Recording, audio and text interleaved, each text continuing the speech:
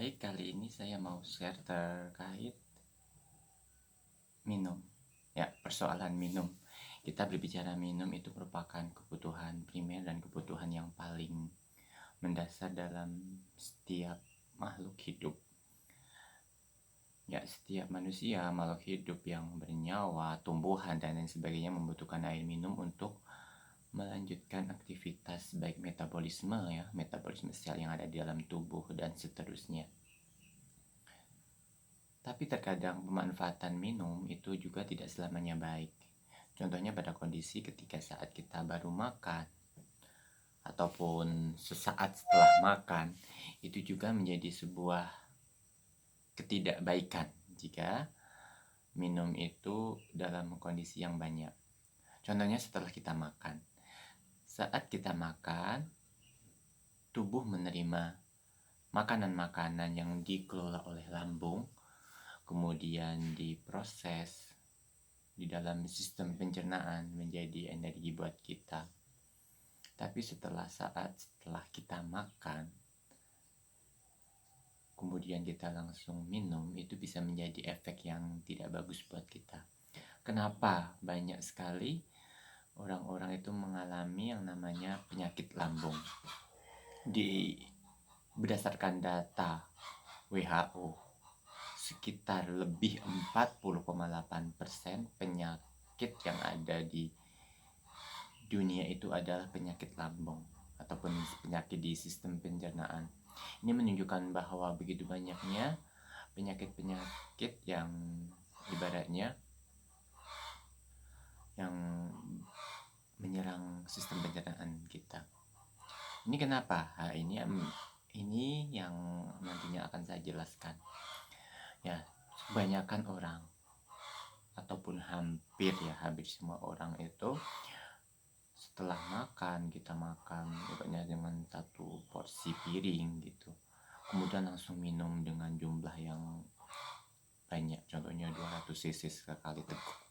Itu padahal secara mekanisme tubuh itu tidak dianjurkan. Kenapa?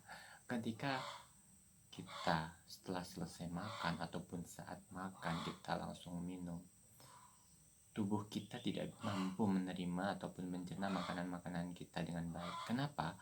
Pada beberapa orang kalau habis makan perutnya terasa kembung, kemudian perutnya terasa tidak nyaman, begah, itu karena tadi adanya reaksi makanan-makanan padat yang bercampur dengan air minum yang dimasukkan dalam porsi yang lumayan banyak ke dalam tubuh kita.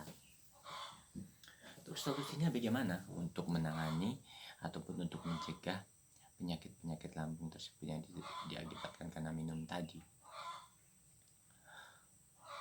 Nah, ini saran ataupun solusi yang bisa diterapkan supaya kita bisa terhindar dari penyakit lambung seperti gastritis, kemudian kolestitis ataupun penyakit-penyakit lainnya yang berkaitan dengan sistem pencernaan, kemudian GERD, kembung dan lain sebagainya.